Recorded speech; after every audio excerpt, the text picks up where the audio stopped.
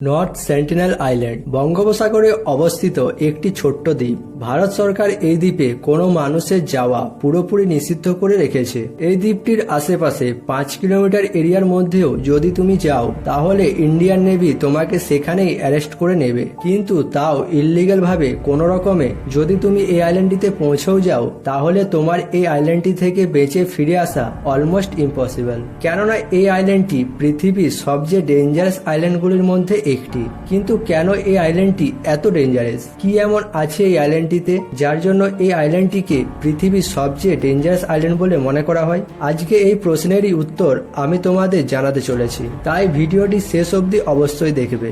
North sentinel island আসলে ভারতের আন্দামান ও নিকোবর দ্বীপপুঞ্জেরই একটি অংশ। এই গ্রুপে মোট 572টি আইল্যান্ড রয়েছে, যাদের মধ্যে একটি হলো নর্থ সেন্টিনেল আইল্যান্ড। এই আইল্যান্ডটি আকারে অনেক ছোট, যার এরিয়া মাত্র 60 স্কোয়ার কিলোমিটার। কিন্তু এই আইল্যান্ডটি পুরো জঙ্গলে ভরা, আর এখানে যেসব মানুষেরা থাকে তাদেরকে আমরা নর্থ সেন্টিনেলিস বলি। এই নামটি আমরাই এদেরকে দিয়েছি।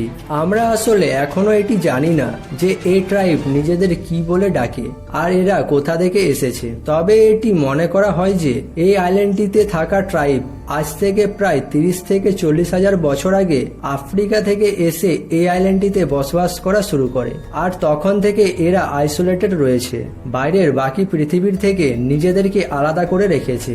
আর এরা পৃথিবীর লাস্ট স্টোন এজ ট্রাইব, কেননা এরা এখানে স্টোন এজের মানুষদের মতো নিজেদের জীবন কাটায়। এরা এখনো জঙ্গলে পশু শিকার করে, সমুদ্রে মাছ ধরে কিংবা গাছের ফল খেয়ে নিজেদের পেট ভরে। চাষবাস কি জিনিস সেটি এরা এখনো জানে না। সর্বপ্রথম 1771 সালে এই আইল্যান্ডটিতে থাকা মানুষদের সম্বন্ধে জানা যায়। যখন একটি ইস্ট ইন্ডিয়া কোম্পানির জাহাজ এই আইল্যান্ডটির পাশ দিয়ে যাচ্ছিল, তখন জাহাজে থাকা মানুষেরা এই আইল্যান্ডটি থেকে আলো আসতে দেখে, যেটি দেখে এটি বোঝা যায় যে এই আইল্যান্ডটিতে মানুষ বসবাস করে।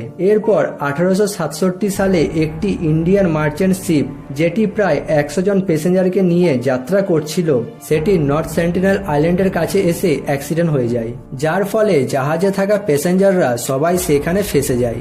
এরপর এদের উপর সেন্টিনেলিসরা হামলা করতে শুরু করে, কিন্তু এরা সেখান থেকে ব্রিটিশ ইন্ডিয়ান রয়্যাল নেভির সাহায্যে বেঁচে বেরোতে সফল হয়। আর এটি ফার্স্ট কেস ছিল যেখানে নর্থ সেন্টিনেলিস লোকেরা বাইরের লোকেদের উপর হামলা করে, তাদেরকে নিজেদের আইল্যান্ড থেকে দূরে করতে চেষ্টা করে।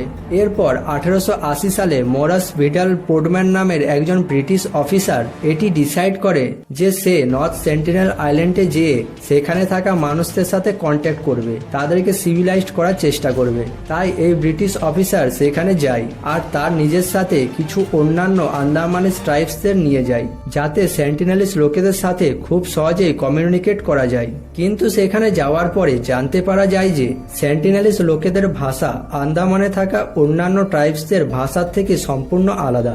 সেন্টিনেলিস লোকেরা যে ভাষায় কথা বলছিল, আন্দামানে থাকা অন্যান্য ট্রাইবসদের মধ্যে কেউই সেই ভাষা বুঝতে পারছিল না। এরা একে অপরের সাথে কোনো রকমে কমিউনিকেটই করতে পারছিল না, যার জন্য এদের সাথে কথাবার্তা বলা ইম্পসিবল ছিল।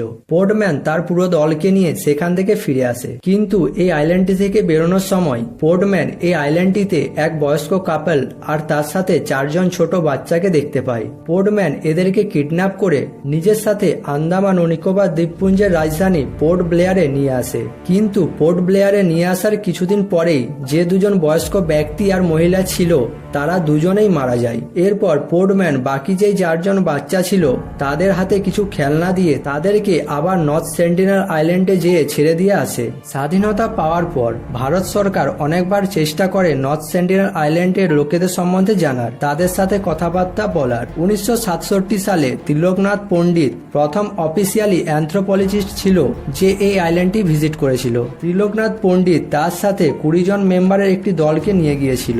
এরা নর্থ সেন্টিনেল আইল্যান্ডে গিয়ে সেখানে সেন্টিনেলিস্টদের পায়ের ছাপকে ফলো করতে থাকে প্রায় 1 কিলোমিটার অবধি, কিন্তু এরা সেখানে কোনো মানুষকে দেখতে পায়নি। তাই তিলকনাথ পণ্ডিত আর তার পুরো টিম সেখান থেকে ফিরে আসে। 1974 সালে একটি ফিল্ম ক্রু এখানে গিয়েছিল, যারা আন্দামান ও নিকোবর আইল্যান্ডসে থাকা ট্রাইবসদের উপর ডকুমেন্টারি বানিয়েছিল। এই ফিল্ম ক্রুর সাথে তিলকনাথ পণ্ডিতও মজুদ ছিল।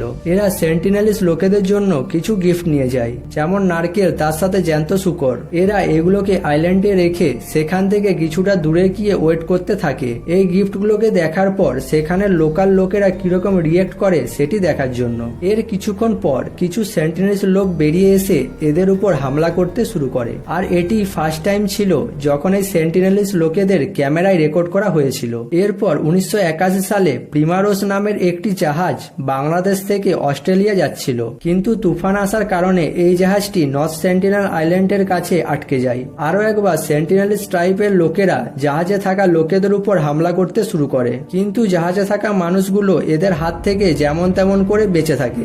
আর এক সপ্তাহ পরে একটি হেলিকপ্টার এসে এদেরকে এখান থেকে সেফলি ভাবে বের করে নিয়ে যায়। আর এই জাহাজটি এখনো সেখানেই আছে। তুমি যদি গুগল ম্যাপে সার্চ করো তাহলে এই জাহাজটি তুমি নর্থ সেন্টিনেল আইল্যান্ডের নর্থে এখনো দেখতে পাবে। এরপর 1991 সালে এক বাঙালি মহিলা যার নাম মধুমালা চট্টোপাধ্যায়, সে এই আইল্যান্ডটিতে একটি ছোট্ট টিমকে নিয়ে যায় আর দূর থেকেই সেন্টিনেলস লোকেদের কোকোনাট অফার করে। কিন্তু এখানে অবাক করার বিষয় হলো এটি যে এইবার সেন্টিনেলস লোকেরা বাইরের লোক দেখেও এদের উপর হামলা করেনি, আর এরা যে নারকেলগুলো এনেছিল সেগুলিও সেন্টিনেলস লোকেরা নিয়ে নেয়। এটি ছিল সেন্টিনেলস লোকেদের তরফ থেকে ফার্স্ট ফ্রেন্ডলি কন্ট্যাক্ট। কিন্তু এখানে ভাববার বিষয় হলো এটি যে কেন এরা মধুমালা আর তার টিমের উপর কোনো হামলা না করে তাদের সাথে এত ফ্রেন্ডলি ব্যবহার করতে শুরু করে। কেননা এর আগে যতবার এদের সাথে কন্ট্যাক্ট করার চেষ্টা করা হয়েছে ততবারই এরা হয়তো বাইরের লোক দেখে লুকিয়ে পড়েছে, নয়তো তাদের উপর হামলা করেছে। তাহলে কেন এরা এইবার এটি করেনি? এর আসল কারণটি তো জানা যায়নি, তবে এটি হতে পারে যে এর আগে যতজন এদের কাছে গেছে এদের সাথে কথাবার্তা বলার চেষ্টা করেছে তারা সবাই মেল ছিল, আর এই প্রথম কোনো মেয়ে এদের আইল্যান্ডে গিয়েছিল। তাই হয়তো মেয়েকে দেখে এরা এইবার এদের উপর হামলা না করে এদের সাথে ফ্রেন্ডলি ব্যবহার করে। এরপর নেক্সট ডে আবার মধুমালা চট্টোপাধ্যায় আর তার টিম এই আইল্যান্ডটিতে যায়। আর এইবার সেন্টিনেলস লোকেরা নারকেল নেওয়ার জন্য এদের দিকে এগিয়ে আসে, যেটি দেখে এইবার মধুমালা আর তার টিম বোট থেকে নেমে সেন্টিনেলস লোকেদের কাছে যেয়ে তাদেরকে হাতে হাতে নারকেল দেয়। এর এক মাস পর আরো একবার মধুমালা এই আইল্যান্ডটিতে যায়, আর এইবার তার সাথে ত্রিলোকনাথ পণ্ডিতও ছিল। এইবারও সেন্টিনেলসরা এদের সাথে ভালো ব্যবহার করে, এদের সাথে ফ্রেন্ডলি ভাবে মেলামেশা করে। আর এটিই ছিল সেন্টিনেলসদের তরফ থেকে লাস্ট ফ্রেন্ডলি কন্ট্যাক্ট। কেননা এরপর যতবারই এদের সাথে কন্ট্যাক্ট করার চেষ্টা করা হয়েছে প্রত্যেকবারই এরা বাইরের লোক দেখে তাদের উপর হামলা করেছে, তাদেরকে নিজেদের আইল্যান্ড থেকে দূরে সরানোর চেষ্টা করেছে। এরপর ভারত সরকার এটি ডিসাইড করে যে এখানকার মানুষদের আর যেন কোনো রকম ডিস্টার্ব না করা হয়। এরা যখন নিজেরাই বাইরের মানুষদের সাথে কন্ট্যাক্ট করতে চায় না, তাদের সাথে মেলামেশা করতে চায় না, তখন এদেরকে আলাদা নিজেদের মতো থাকতে দেওয়া হোক। তাই ভারত সরকার 1997 সালে এই আইল্যান্ডটির উপর ব্যান লাগিয়ে দেয় যাতে কোনো মানুষ এই আইল্যান্ডটিতে আর না যায়। তবে ভারত সরকার এদের উপর নজর রাখবে, যদি এদের কোনো কিছুর প্রয়োজন হয় তাহলে সরকার এদের হেল্প অবশ্যই করবে। 2006 সালে দুজন লোকাল ফিশারম্যান ভুল করে এই আইল্যান্ডটির কাছে চলে যায়। এরপর সেন্টিনেলসরা এদের উপর হামলা করে আর এদের দুজনকেই মেরে ফেলে। এরপর ভারত সরকার এই আইল্যান্ডটির চারপাশে 5 কিলোমিটার এরিয়ার মধ্যেও কোনো মানুষের যাওয়া